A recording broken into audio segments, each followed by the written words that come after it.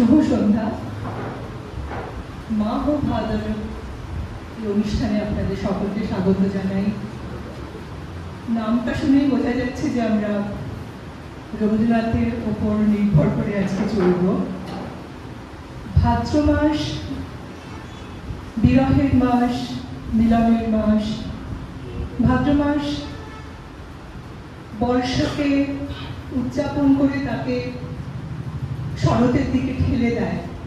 সুতরাং ভাদ্র মাসে আমরা এমনভাবে বর্ষাকে পাই যে বর্ষাকে আমরা চাই, অথচ বর্ষা তখন চলে যেতে চায়।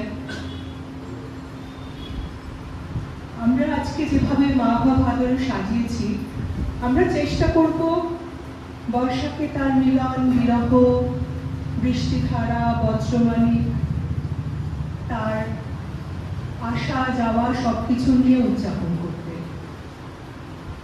আমরা মূলত গানের মাধ্যমেই বর্ষাকে ধরার চেষ্টা করব, মা বা ভাদরকে ধরার চেষ্টা করব। তবে আজকের অনুষ্ঠানটি আমরা দুভাগে সাজিয়েছি। প্রথমে আমাদের গানভাষী দল বর্ষার গান গাইবে মনের আনন্দে নিজের মতো করে। কোনো থিম নেই আমাদের সেভাবে। আমরা যেভাবে বর্ষাকে চাই, যেভাবে বর্ষাকে পাই, যেভাবে বর্ষাকে ভালোবাসি, সেভাবে আমরা বর্ষাকে আজকে উদযাপন করব। আর পরের অংশটি আমাদের সাথে যুক্ত হবে অঙ্কুর ডান্স একাডেমির সদস্যরা। সেই সদস্যদের দেখলে আপনারা বুঝতে পারবেন তাদের সাইজ এইরকম, কিন্তু তাদের উৎসাহের কোনো সীমা নেই। তো তাদের সাথে আমরা বর্ষার যে বিরহ, মিলন, উদ্দামতা, সেই রূপটাকে ধরার চেষ্টা করব নাচের মাধ্যমে। প্রথম অংশে যাবার আগে আমি একটুখানি গানভাষী সম্পর্কে দু চারটে কথা বলে নিই। আপনারা সবাই কোনো না কোনোভাবে গানভাষীর সাথে সম্পৃক্ত। আপনারা মানে আমাদের বন্ধুত্বের খাতিরেই আজকে এসছেন আমরা জানি।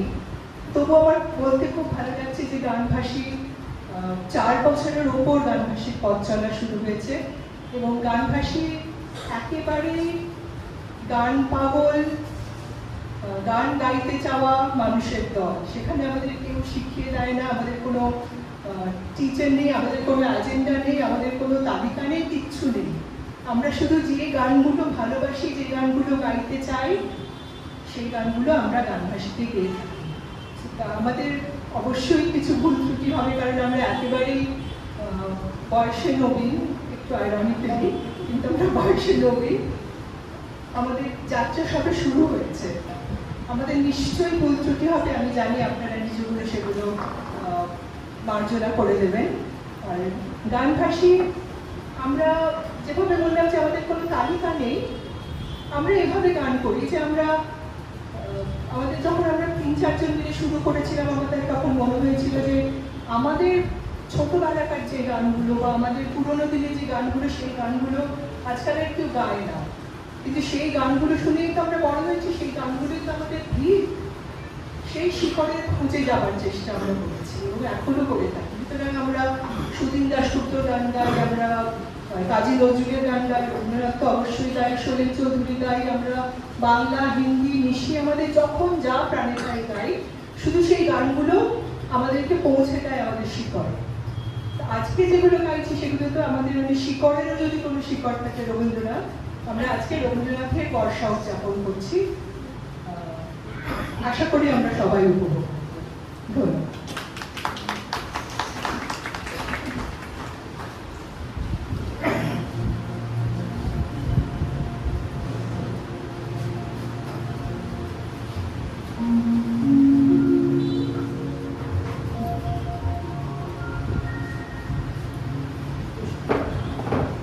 সেদিন এমনি মেঘের ঘটা রেবা নদীর তীরে এমনি বাড়ি ঝরেছিল শ্যামল শৈলশিরে।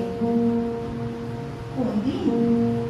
সেই আষাঢ়স্য প্রথম দিবসে, যেদিন মেঘমা সৃষ্টাম ছিল সানু। সেই বহু যুগের ওপার হতে আশার আসে কবির মনে, হৃদয়ে, লেখনীতে, আর তারই সঙ্গে আমাদেরও জীবন। সেদিনের মানবিকার চাহনি ভেসে আসে আজকে নীলকাঠের শহরেও কালো মেঘের ছায়ার সঙ্গে। যে কালো মেঘ থেকে পানি বর্ষানোর জন্য আকুতি শোনা যায় প্রযুক্তির যুগে মধ্য ভারতের গ্রামাঞ্চলে উত্তর ভারতের শস্যহীন ক্ষেতের ধারে যে কালো মেঘের আশায় বঙ্গদেশের কৃষক উন্মুখ হয়ে আকাশের দিকে তাকিয়ে আকুল প্রার্থনা জানায়, আল্লাহ মেঘ দে, পানি দে। এই বর্ষা শতাব্দীর পথ বেয়ে আসে কবির কলমের আকার। কালিদাসের কাল পেরিয়ে বৈষ্ণব পদাবলীর সাহিত্যে রাধার আকুল গোপন অভিসারের মাঝে যখন তিনি চলেন নীল শাড়ি নিঙারি নিঙারি কৃষ্ণ সন্দর্শনে। এই শাড়ি তো শুধু তার দ্বৈতের কার্যবর্ণের কারণেই পরা নয়, ঘন নীল তমসাচ্ছন্ন বর্ষণমুখর রাত্রে নিজেকে লুকিয়ে রাখার জন্য। মুঘল বাদশার সভা আলো করা তামসে মিয়াকি মালহারের ছোঁয়ায় বৃষ্টি নামায়। তারপরে বর্ষা এসে পৌঁছয় আমাদের প্রাণীর কবির কলমে। কিশোর কবি ভানু সিংহ লেখেন, শাম গগনে ঘোর ঘন ঘটা। আ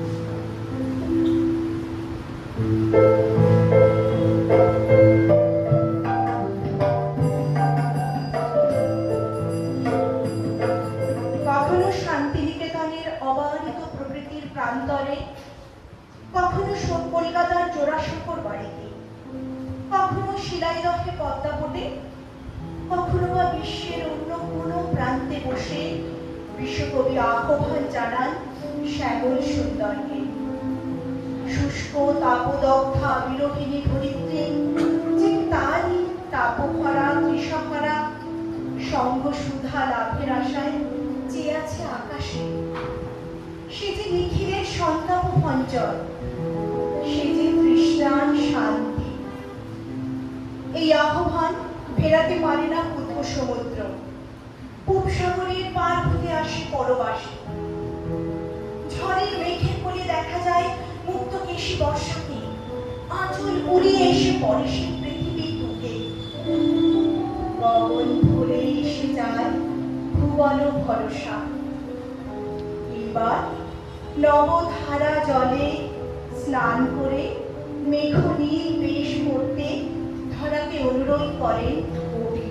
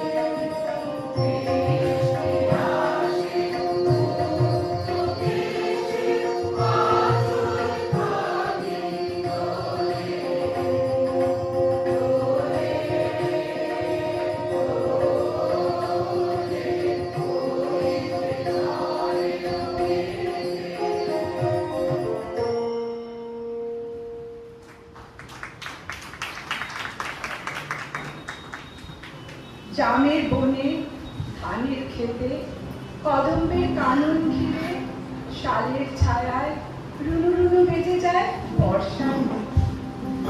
আষাঢ়ের জয়ধ্বজা পড়ে গগন জুড়ে আধার আম্বরে প্রচন্ড ডমরু বেজে ওঠে সুগভীর গর্জন। সারা দিনমান যে মল্লার গান বেজে চলে তারই মধ্যে বিরহী হীরা কোথাও হয় কোন শুধু কিছুদিন মন লাগে না, শুধু স্মৃতি বেদনার মালা গেঁথে চলে সে। গোপনে গোপনে অভিসারে আসা কেয়ার গন্ধ মন উতলা করে। আবার কখনো ঝড় ঝড় বৃষ্টি ধারায় অন্তরে যে কি কলরব জেগে ওঠে তার কোনো হদিশ পাই না কবি। সে এক আগুল ভাঙা ঝড় এসে উড়িয়ে নিয়ে যায় সব প্রাণহীনতা।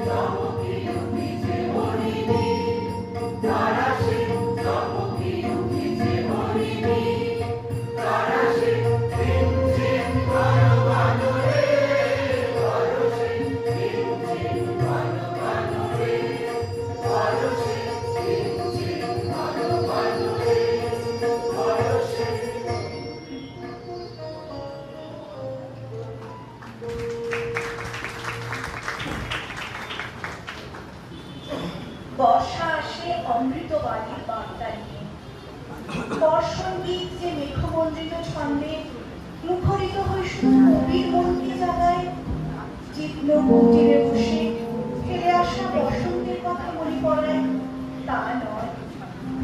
বর্ষা সজীব করে তোলে ধরাকে, তার মন্ত্র বলে, পাষাণ বলে, ফসল ফলে, বেঁচে থাকে প্রাণ। শস্য শ্যামলা হয়ে ওঠে ধরিত্রী, হাসি ফোটে মানুষের মুখে, নব অঙ্কুর জয় পতাকায় ভরে ওঠে ভুবন। আনন্দ মানবন্ধে আকুল হয় প্রাণ।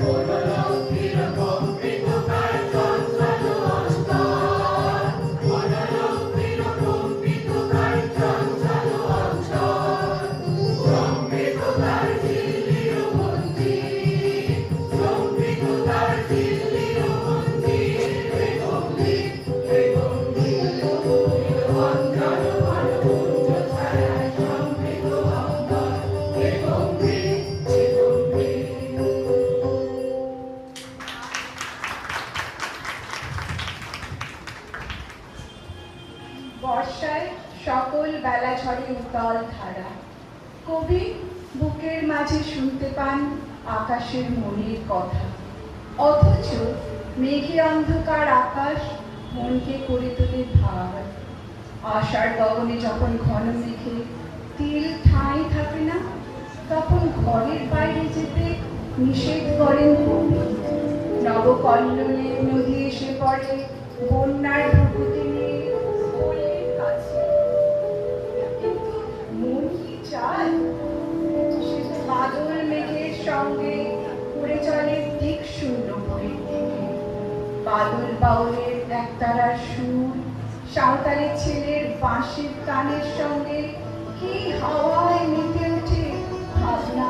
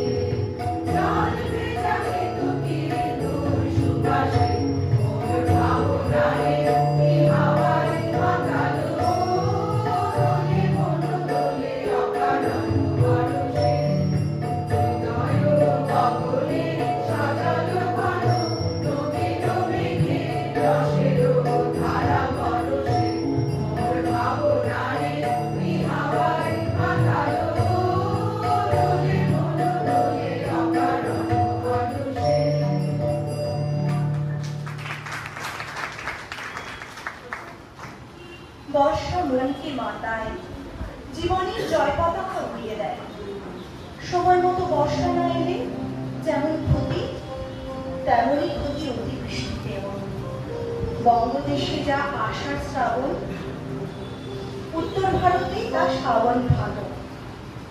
আষাঢ়ের বর্ষা আর শ্রাবণের বর্ষা কবির চোখে পৃথকভাবে ধরা দেয়। ঘন শ্রাবণ সন্ধ্যায় নিভৃত ঘরের কোণে এক ফালি প্রদীপের আলো জ্বালতে চান তিনি। শ্রাবণ ধারায় তার কাছে বিরোহিনীর অশ্রুধারার মতো আসে। আবার শ্রাবণের গগন ভরে যখন বিদ্যুতের চমক লাগে, তার মন ভরে ওঠে আনন্দ স্মৃতিতে। তাও তার লেখনীতে ধরা দেয় অপরূপ রূপে।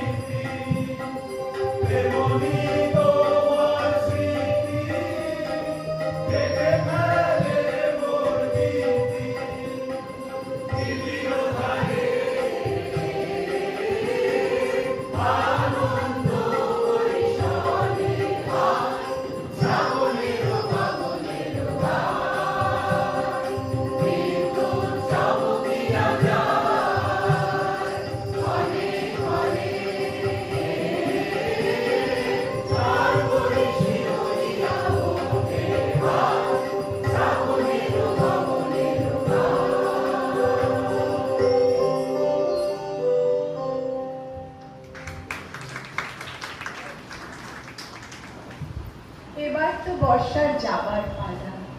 শেষ গানের রেশ নিয়ে সে চলে যেতে চায়, বলে যায় শেষ কথা। কিন্তু মন কি চায় তাকে ছেড়ে যেতে? তাই কবি শ্যামল ছায়াকে অনুরোধ করেন শেষ বর্ষার ধারা ঢেলে সে যেন এখনই চলে না যায়। শুধু ফিরে ফিরে মন যায় সেই শ্রাবণের ধারার দিকে, যে বারবার ফিরে আসে প্রকৃতির বুকে যুগ যুগ ধরে। নইলে প্রাণের জয়গান গাইবে কে?